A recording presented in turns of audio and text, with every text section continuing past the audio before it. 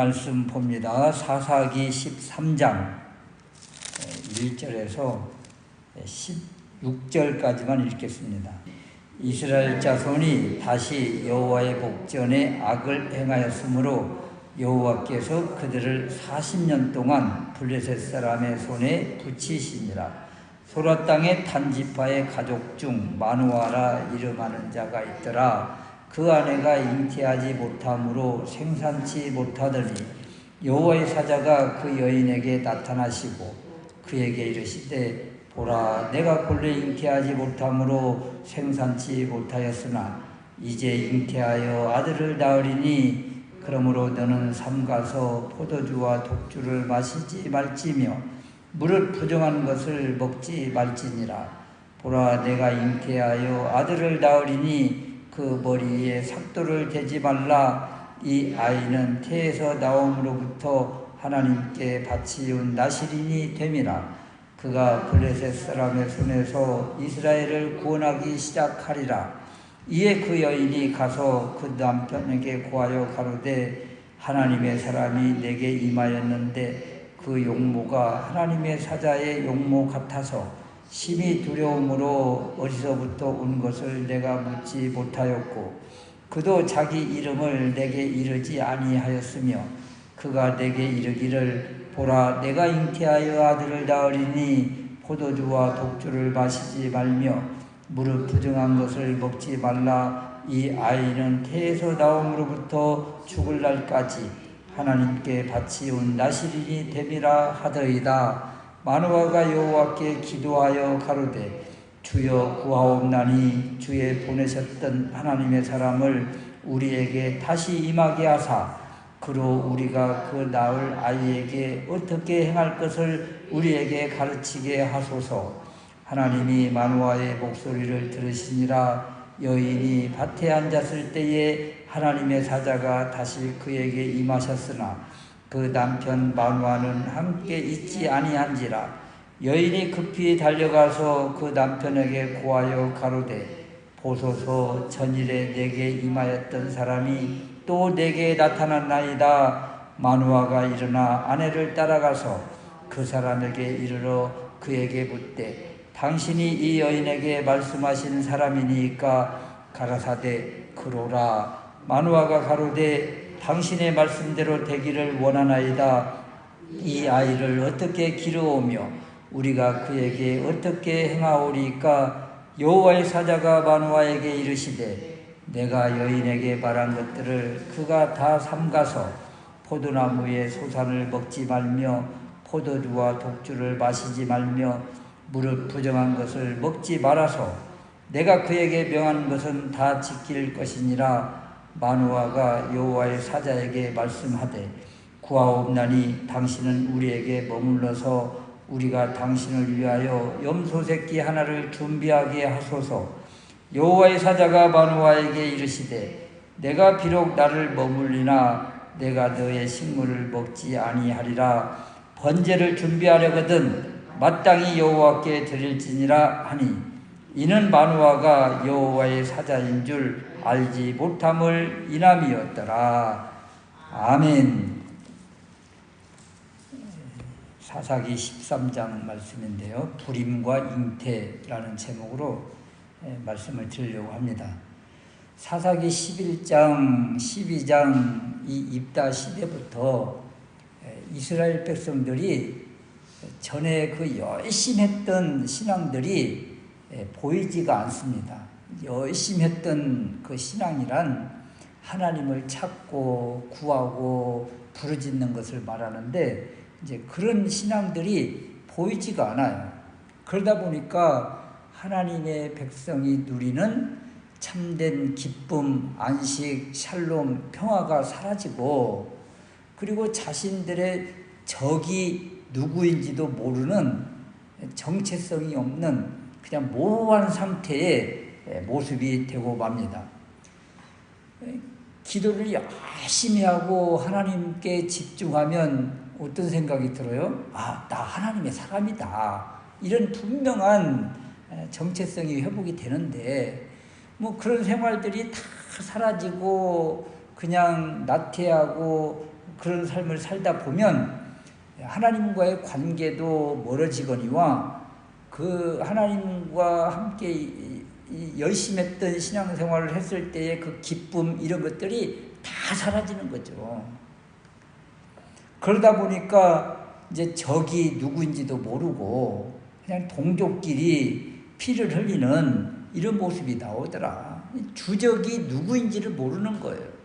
자신의 위치도 모르고 사명도 모르고 믿음의 본질도 잃어버리고, 그리고 결국은 어떤 모습을 보여주는가 하면 1절 말씀처럼 이스라엘 자손이 다시 또 여호와의 목전에 악을 행하고 있다.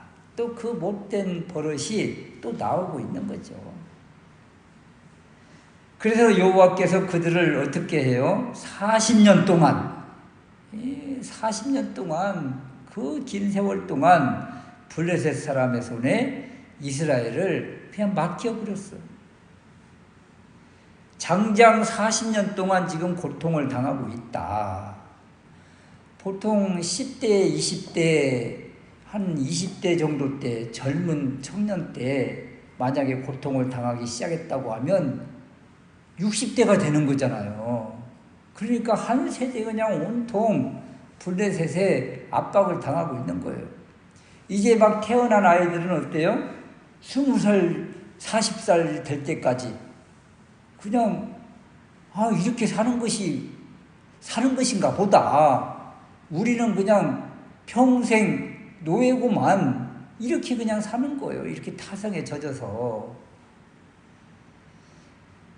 지금 이 이스라엘을 괴롭히고 압제하고 통치하고 있는 나라가 누구예요? 가나안의 블레셋 족속이잖아요. 블레셋은 가나안 이스라엘로 바라보면 한쪽 옆구리 기탱이에 있는 자그마한 나라예요. 자그마한 부족입니다. 이런 작은 부족에게 고통을 당하고 있는데도 불구하고 희한한 것은 하나님께 구하지를 않는 거예요. 살려주세요 하고 구해야 되는데 이제는 그런 것도 없어졌어요. 이제. 그러니까 하나님의 백성들이 무엇을 해야 하는지 그것마저도 잃어버린, 그래서 그냥 무기력한 세상 사람과 똑같은 그런 모습으로 살아가고 있다. 하나님이 주신 기쁨과 안식이 무엇인지도 모르고 그냥 아이고 이렇게 사는 것이 사는 것인가 보다 하면서 그냥 그렇게 살고 있는 거예요. 그래서 이 시대에 하나님이 누구를 들어서 사용하시는가? 우리가 잘 아는 긴머리 삼손. 이제 삼손 시대가 이제 다가오는 거예요. 그래서 삼손이 태어나기 전에 어떤 시대적인 상황인가, 영적인 상태는 어떤가, 이것을 오늘 13장에서 이제 보여주고 있는 것입니다. 첫 번째 생각할 수 있는 것은 잉태하지 못한다. 이것은 여호와를 알지 못하는 것에 대한 하나님의 징계다. 이런 것이죠. 잉태하지 못한 불임. 이것은 여호와를 알지 못하기 때문에 하나님께서 그 복의 문인 템문을 막으셨다. 이런 것입니다. 여호와의 목전에 악을 행한 시대에 제일 먼저 소개하는 한 가정이 있는데 2절 말씀에 소라 땅에 단지파의 가족 중 마누아라 이름하는 자가 있더라. 이 마누아의 가정을 지금 끄집어내고 있는데 이 가정은 안타깝게도 아내가 잉태하지 못함으로 생산치 못했다. 잉태하지 못한다는 것은 그 가정의 가문의 그 계대가 끊어지는 거잖아요. 이스라엘 백성들은요, 후손을 이어가는 것을 큰 복이라고 생각을 했고, 이렇게 계대가 끊어지고 잉태하지 못하고 불임 가운데 있는 이것을 하나님의 큰 징계로 봅니다. 시편 127편에 보면 자식이 많은 가정을 어떻게 소개하는가 하면 자식은 여호와의 주신 기업이요 태의 열매는 그의 상급이로다. 젊은 자의 자식은 장사의 수중의 화살 같으니 이것이 그 전통에 가득한 자는 복되도다. 자녀가 많다. 이것은 여호와께서 주신 복을 많이 받은 가정이구나. 이렇게 소개를 해요. 또 시편 128편에서는 내 집 내 실에 있는 내 아내는 결실한 포도나무 같으며 내 상에 둘린 자식은 어린 감람나무 같으리로다. 여호와를 경외하는 자는 이같이 복을 얻으리로다. 여호와를 경외하는 가정에는 어떤 복이 있어요? 자녀들이 상에 둘러서 이렇게 있는 그런 모습. 그런데 마노아의 가정은 자녀가 없잖아요, 지금. 그래서 잉태치 못한 가정은 이렇게 큰 수치고 수모고 안타까움이고 이런 것이다. 그래서 마노아의 가정에 잉태하지 못한 불임, 이것이 바로 삼손이 태어나기 직전에 이스라엘의 영적인 상태를 보여주고 있는 거예요. 하나님을 떠난 백성들, 하나님을 떠나서 결국 그 시대가 캄캄한 시대가 되어 있다. 절망의 시대가 되어 있다. 하나님께서 주신 복의 문이 닫혀 있는 시대가 되었다. 이렇게 아이를 낳지 못하고 잉태하지 못하고 생산치 못하면 뭘 해야 돼요? 한나를 우리가 알잖아요. 사무엘의 어머니 한나. 그냥 애통하고 부르짖고 눈물 흘리고 매달리고 서원하고 기도하는 것 아니겠어요? 기도. 부르짖어 기도하는 거예요. 눈물 뿌리며 기도하는 거예요. 또 아브라함의 가정 사라도 자녀가 기다려서 기다리고 2년을 기다리고 10년을 기다려도 이 자녀가 잉태가 안 되니까 어떻게 해요? 어떤 수단 방법을 가리지 않고 자녀를 낳으려고 몸부림치는 그런 모습을 보여주잖아요. 그래서 애굽 여인을 통해서라도 어떻게든 아이를 낳으려고 애를 쓰잖아요. 그런데 이 가정, 오늘 사사기 13장에 나와 있는 이 가정, 이스라엘을 대변하는 이 가정에 잉태하지 못한 불임이 있으면 어떻게 해야 된다는 거예요? 몸부림을 치야 되는 거잖아요. 그런데 이렇게 이 문제를 가지고 하나님을 찾지도 않고 구하지도 않는 기도를 잃어버린 시대다. 이것을 지금 보여주고 있는 것입니다. 그러니까 삼손이 태어나기 직전 그 이전의 시대 이스라엘의 영적인 상태가 어떠한가? 이렇게 기도를 잃어버리고 무기력한 가운데 무엇을 구하고 누구를 찾아야 될지도 모르는 그냥 그렇게 살고 있는 이런 모습. 블레셋에게 이 고통을 당하고 그것도 40년 동안 고통을 당하는데도 불구하고 처절하게 하나님을 찾지도 않고 회개하지도 않는 시대. 그런 안타까운 시대가 바로 삼손이 태어나기 전의 모습이다. 지금 이스라엘의 현주소가 이렇다. 이런 것입니다. 두 번째는 여호와를 알아보지도 못하는 영적인 무지, 영적인 소경의 모습을 보여줍니다. 하나님께서 이 잉태하지 못한 불임의 이 가정에 하나님이 큰 복을 주시려고 일방적으로 여호와의 사자 천사를 보내셨어요. 3절 말씀인데 여호와의 사자가 그 여인에게 나타나셔서 어떤 말씀을 주시는가?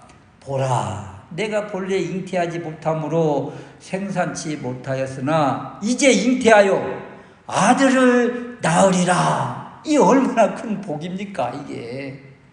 그동안 아이를 낳지 못해서 이 애간장을 태우고 있지 않았겠어요. 이 가정에 하나님이 일방적으로 하나님의 사람 또 여호와의 사자를 보내셔서 보라, 내가 잉태하지 못함으로 생산치 못하였으나 이제 잉태하여 아들을 낳으리라. 이것처럼 큰 복이 어디가 있습니까? 이 복의 말씀을 받은 이 여인이 이제 아내가 받았는데 이 기쁜 소식을 남편 마누아에게 가서 전해요. 6절 말씀에 하나님의 사람이 내게 임하였는데 그 용모가 하나님의 사자의 용모 같아서 심히 두려움으로 어디서부터 온 것을 내가 묻지 못하였고 그분도 나에게 이름을 알려주지 않았어. 그런데 이분이 이런 말을 했어. 지금 이 마누아의 아내가 남편에게 이런 말을 하고 있는 거예요. 그런데 이 아내는 자신을 찾아온 여호와의 사자를 어떻게 표현을 하고 있는가 하면 하나님의 사람 이런 말을 하고 있고 하나님의 사자가 아닌가 사자인 것 같아 하는 그런 모습을 보여주고 있어요. 그러니까 이 여인은 자신에게 찾아와서 아들을 낳을 것이라고 말씀을 주신 그분을 누구로 지금 인지하고 있는 거예요? 하나님의 사람으로. 하나님의 사자가 아닌가. 이렇게 어느 정도 영적인 감각이 있는 모습을 보여줍니다. 12절 말씀에 마누아가 가로되 당신의 말씀대로 되기를 원하나이다. 그런데 이제 이런 말을 해요. 이렇게 쭉 이 사자를 다시 만나게 됐는데 만나면서 이야기하는 과정 가운데 여호와의 사자가 어떤 말씀을 하는가 하면 16절 후반절에 이는 마누아가 여호와의 사자인 줄 알지 못함을 인함이었더라. 지금 마누아의 아내는 여호와의 사자인 것 같은 어느 정도 인지한 모습이 보이는데 남편은 하나님의 사자인 것을 눈치채지 못하고 있다. 그냥 하나님의 사자로 알아보는 것은 제단을 쌓고 불꽃 가운데 놀라운 어떤 일이 나타나고서야 그때서야 깨달았는데 이렇게 대화하며 나누고 이런 과정 가운데서도 남편은 마누아는 깨닫지를 못하고 있다. 알지 못하고 있다. 이것을 보여주고 있는 거예요. 이것이 바로 그 시대의 영적인 상태를 알려주는 것입니다. 여호와의 사자가 눈앞에 있는데도 불구하고 대화를 하고 있는데도 불구하고 알지 못하고 깨닫지 못하는 영적 무지함, 영적 소경의 모습이다. 이 자신이 경험하지 못했다고 없는 것이 아니잖아요. 그런데도 불구하고 이렇게 알지 못하고 깨닫지 못하는 안타까운 모습, 이 영적인 세계가 이런 것이죠. 그래서 이 마누아의 모습을 바라보면서 그 시대가 어떤 시대인가? 영적으로 캄캄한 시대였구나. 이것을 보여주고 있는 것입니다. 그리고 세 번째 오늘 주시는 말씀 가운데 하나님이 여호와의 사자를 보내셔서 이 말씀을 주셨잖아요. 이것은 하나님이 찾아오신 것이 바로 은혜고 회복의 시작이다. 이렇게 캄캄한 시대에 깨닫지도 못하고 알지도 못한 시대에 하나님께서 일방적으로 빛으로 찾아오시는 것처럼 지금 마누아의 가정에 찾아오셔서 이 가정에天문을 열어주시고 복을 지금 주고 계시잖아요. 그래서 이것이 바로 하나님의 일방적이고 무조건적인 은혜다. 이 가정이 알지도 못하고 깨닫지도 못하고 이 시대가 캄캄한데도 불구하고 하나님이 이렇게 찾아오신 것은 바로 하나님의 은혜다. 이런 것입니다. 5절 말씀에 잉태의 말씀, 축복의 말씀을 주셨다는 말을 이 아내가 받고 또 남편에게도 전하잖아요. 이제 아내로부터 이런 복의 말씀, 축복의 말씀을 받은 남편의 반응이 어떠한가? 8절 말씀에 마누아가 여호와께 기도하여 가로되, 그동안 기도가 없었잖아요. 기도가 없었어요. 그런데 여호와께 기도하여 가로되 주여 구하옵나니 주의 보내셨던 하나님의 사람을 우리에게 다시 임하게 하여 주십시오. 그리고 다시 나타난 여호와의 사자에게 마노아가 어떻게 또 반응을 해요? 15절 말씀에 구하옵나니 당신은 우리에게 머물러서 우리가 당신을 위하여 염소 새끼 하나를 준비하게 하소서. 또 19절 말씀에 마노아가 염소 새끼 하나와 소제물을 취하여 반석 위에서 여호와께 드리매. 지금 남편 마노아가 뭘 하고 있어요? 아내의 말을 듣고 아내가 하나님의 사자 같은 사람, 하나님의 사람 같은 사람을 만났는데 이런 말을 했어요. 이 말을 전했을 때 남편이 어떻게 반응을 해요? 기도를 해요. 기도. 다시 한번 우리에게 보내달라고 기도하고, 또 하나, 이 하나님의 사람을 다시 만났을 때 제물을 드리고 소제물을 드리고 이런 모습을 보여주고 있어요. 지금 삼손 태어나기 직전에 이 시대는 영적으로 캄캄한 시대, 영적으로 무지한 시대, 여호와를 떠나고 또 여호와 앞에서 악을 행하던 시대, 기도를 잃어버리고 제사를 잃어버린 시대에 이 가정이 지금 기도가 회복되고 제단을 쌓는 이런 놀라운 은혜가 일어나게 된 거예요. 이것이 바로 하나님이 주신 복이다. 하나님이 복의 문을 열어주시니까 이제 기도가 회복되고 예배가 회복되는 이런 놀라운 은혜가 있게 된 것입니다. 여러분, 이것처럼 큰 복이 세상에 없습니다. 하나님이 이 가정에 복의 문을 열어주셔서 이 가정에 찾아오셔서天문을 열어주시고, 그리고 이 가정이 다시 기도가 회복되고 예배가 회복되게 하는 그런 놀라운 은혜가 있게 되었다. 이것이 바로 하나님이 주신 은혜입니다. 일방적으로 찾아오셔서 주권적으로 말씀을 주신 그 하나님의 은혜, 이것이 바로 삼손이 태어나기 직전의 모습이다. 얼마나 답답했으면 하나님이 이렇게 일방적으로 오셨을까? 그것을 바라보면서 우리의 모습을 한번 뒤돌아봐야 되겠다. 우리는 지금 이 시대에 어떻게 살고 있는가? 처절하게 부르짖고 하나님 없이는 살 수 없다고 찾고 구하고 있는 것인가? 영적으로 무지해서 하나님이 지금 나타나셨는데도 불구하고 알지 못하고 깨닫지 못하고 있는 그런 모습은 아닌가? 이런 것들을 늘 뒤돌아봐야 되겠다. 이것이 우리의 사명이고 우리의 할 일인 것입니다. 삼손이 태어나기 직전에 이 마노아의 가정과 이스라엘의 이 영적인 상태는 무지함과 소경의 모습이었는데, 하나님께서 일방적으로 찾아오셔서 이 가정의 영적인 눈을 열어주시고, 그리고 복의 문,天문을 열어주셔서 이제 삼손을 이 가정에 주시는 놀라운 은혜가 있게 되었다. 그리고 이 하나님의 사람을 만나고 기도를 잃어버린 이 가정, 남편이 기도하기 시작하고, 그리고 이 가정이 하나님 앞에 제물을 드리면서 제단을 쌓고 예배가 회복되는 놀라운 은혜가 있게 되었다.